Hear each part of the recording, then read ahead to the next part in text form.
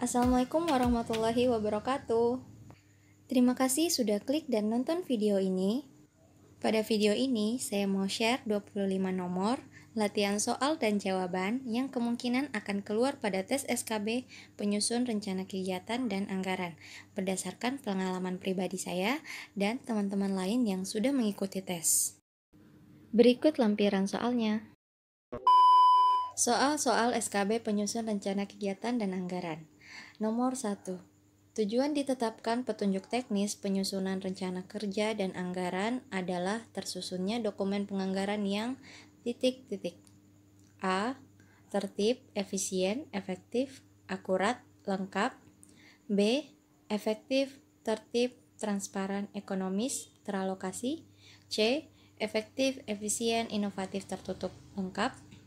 D. Tertib, efisien, efektif, ekonomis, transparan, akuntabel. Jawabannya adalah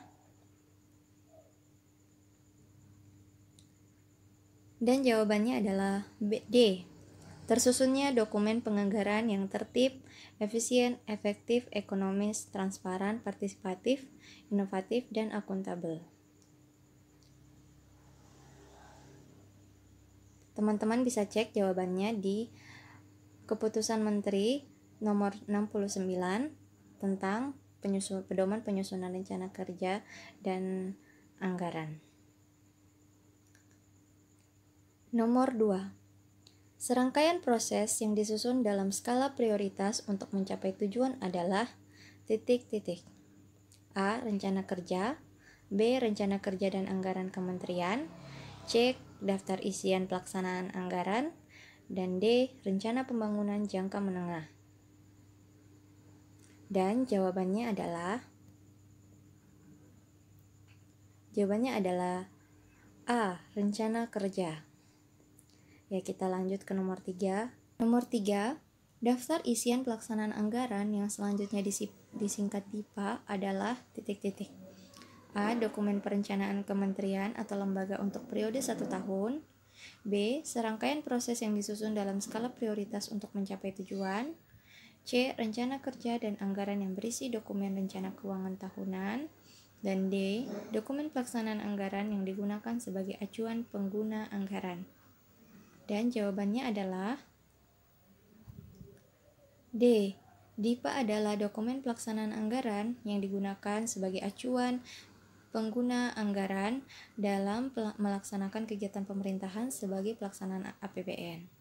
Jadi untuk jawaban DIPA bisa teman-teman pahami dengan secara detail karena belum tentu pilihan-pilihan jawaban yang saya buat sama dengan pilihan jawaban yang ada di soal SKB nanti.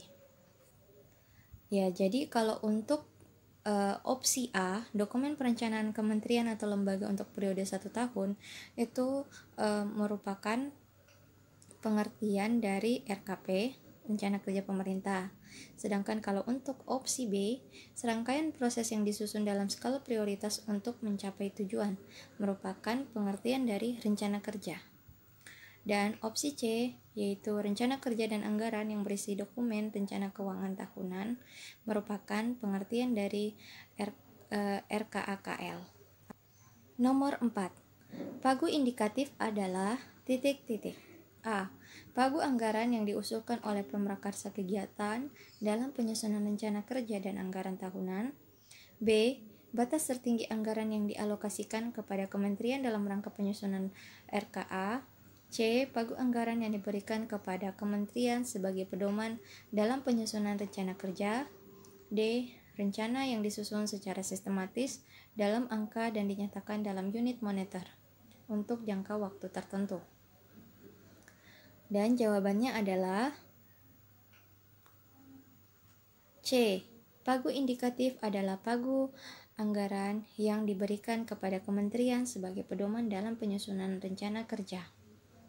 Bisa dilihat pada opsi-opsi yang tersedia di sini. Jawabannya adalah C. Dan kalau untuk opsi A, pagu anggaran yang diusulkan oleh pemrakarsa kegiatan dalam penyusunan rencana kerja dan anggaran tahunan merupakan pengertian dari pagu kebutuhan. Sedangkan opsi B, Batas tertinggi anggaran yang dialokasikan kepada kementerian dalam rangka penyusunan RKA merupakan pengertian dari pagu anggaran, serta opsi D merupakan pengertian dari anggaran. Kita lanjut ke nomor 5. Ancar-ancar pagu anggaran yang diusulkan oleh Pemrakarsa Kegiatan dalam penyusunan rencana kerja dan anggaran tahunan sebagai usulan rencana kerja kementerian disebut ... Sudah saya jelaskan sebelumnya, mungkin dari teman-teman ada yang sudah tahu jawabannya. Bisa langsung dijawab. Ya, dan jawabannya adalah B. Pagu kebutuhan. Nomor 6. Anggaran pendapatan dan belanja yang selanjutnya disingkat APBN adalah ... A. Rencana keuangan pemerintahan negara yang disetujui Dewan Perwakilan Rakyat. B. Rencana keuangan Satuan Kerja Perangkat Daerah. C. Usulan tambahan kerja yang telah dicantumkan dalam perakiraan maju yang berupa program, kegiatan, keluaran, dan atau komponen. D. Barang atau jasa yang dihasilkan oleh suatu kegiatan yang dilaksanakan untuk mendukung pencapaian sasaran dan tujuan program. Dan jawabannya adalah A. Rencana keuangan pemerintahan negara yang disetujui Dewan Perwakilan Rakyat. Nomor 7. Pendekatan yang digunakan dalam penganggaran terdiri dari penganggaran terpadu, penganggaran berbasis kinerja, dan ... A. Rencana kerja pemerintah. B. Standar biaya. C. Kerangka pengeluaran jangka menengah. Dan D. Indikator kinerja. Jawabannya adalah C. Kerangka pengeluaran jangka menengah. Nomor 8. Penyusunan rencana kerja dan anggaran kementerian atau lembaga menggunakan instrumen berikut, kecuali ... A. Standar biaya. B. Inisiatif baru. C. Evaluasi kinerja. D. Indikator kinerja. Dan jawabannya adalah B. Inisiatif baru. Jadi, instrumen RKAKL terdiri dari standar biaya, indikator kinerja, dan evaluasi kinerja. Nomor 9. Menteri atau pimpinan lembaga yang menetapkan indikator kinerja setelah berkoordinasi dengan ... A. Kementerian Perhubungan. B. Kementerian Perencanaan. C. Kementerian Perencanaan dan Kementerian Keuangan. D. Kepala Satuan Kerja Perangkat Daerah. Dan jawabannya adalah C. Kementerian Perencanaan dan Kementerian Keuangan. Nomor 10. Ketentuan mengenai format dan tata cara pengisian rencana kerja dan anggaran atau RKAKL diatur dengan peraturan A. Menteri Keuangan. B. Menteri Perencanaan. C. Menteri Perhubungan. Dan D. Direktorat Jenderal. Dan jawabannya adalah A. Menteri Keuangan. Nomor 11. Landasan konseptual yang mendasari penerapan penganggaran berbasis kinerja meliputi berikut, kecuali A. Output and outcome oriented. B. Let the manager manages. C. Value for money. Dan D. Money follow function. Dan jawabannya adalah C. Value for money. Jadi, landasan konseptual penerapan penganggaran berbasis kinerja yaitu 1. Pengalokasian anggaran berorientasi pada kinerja atau output and outcome oriented. 2. Pengalokasian anggaran program atau kegiatan didasarkan pada tugas fungsi unit kerja yang dilekatkan pada struktur organisasi atau money follow function. Dan yang ketiga, terdapatnya fleksibilitas pengelolaan anggaran dan tetap menjaga prinsip akuntabilitas. Nomor 12. Kerangka pengeluaran jangka menengah merupakan pendekatan anggaran berdasarkan kebijakan dengan pengambilan keputusan yang menimbulkan implikasi anggaran dalam jangka waktu lebih dari ...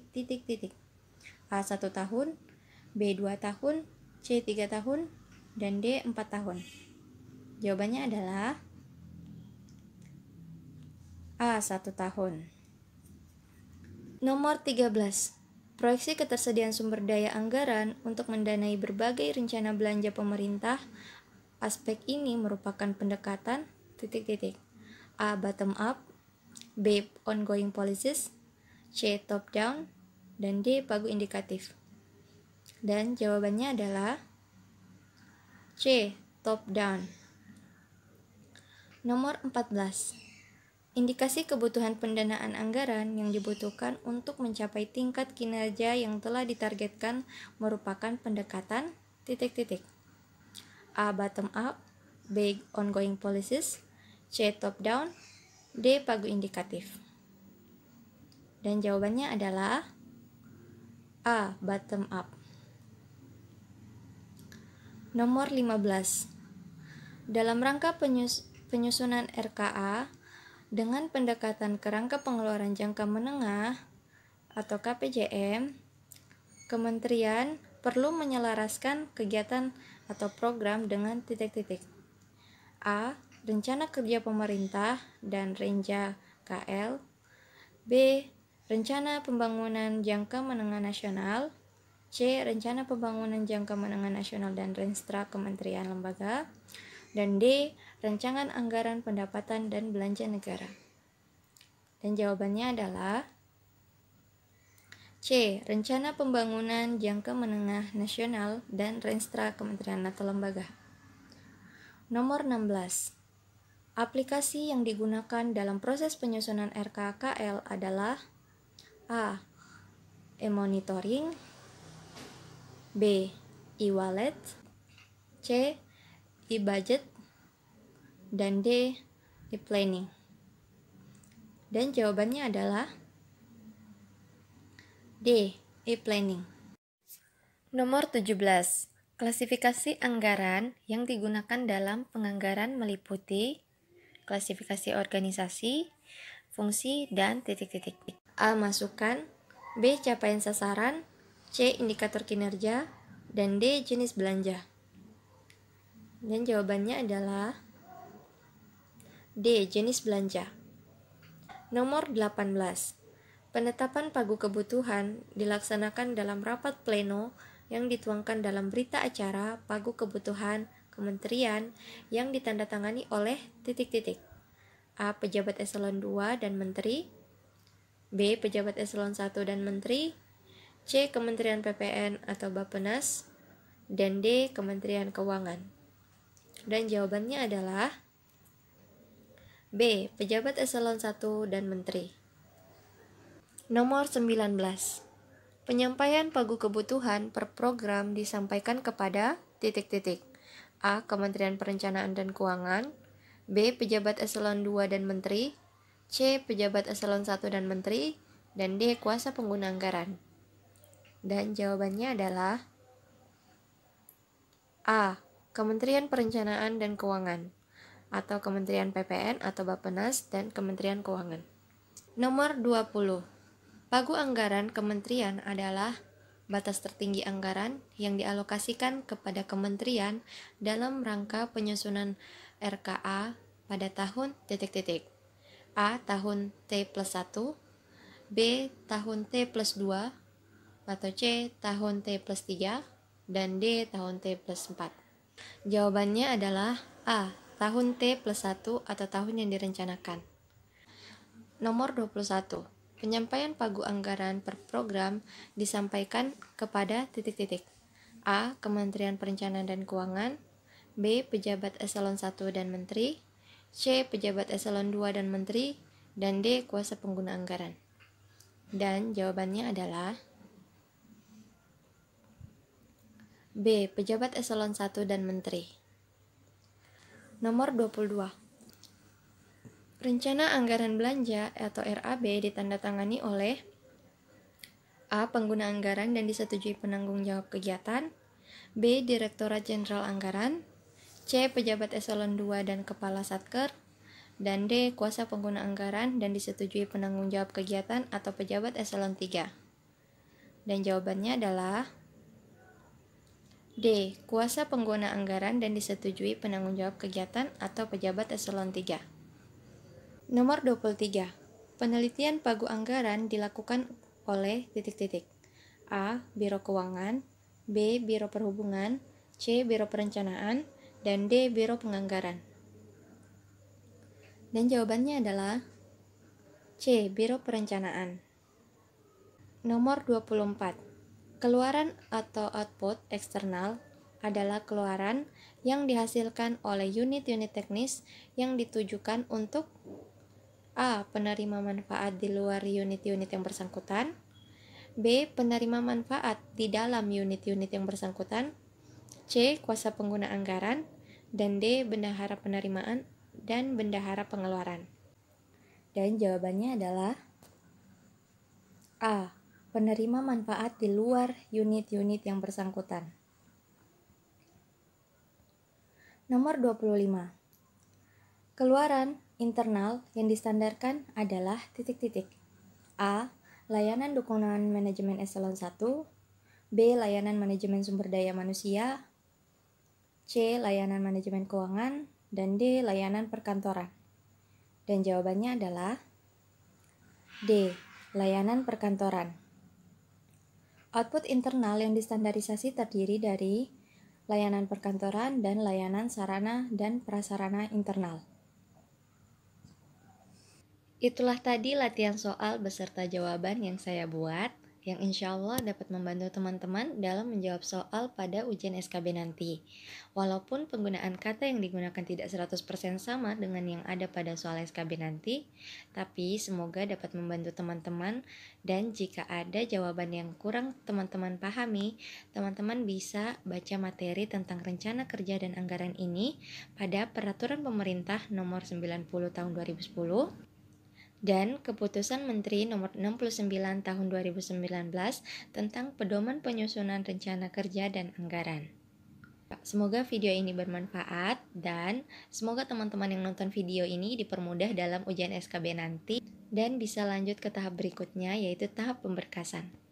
Semangat untuk semuanya, selamat belajar!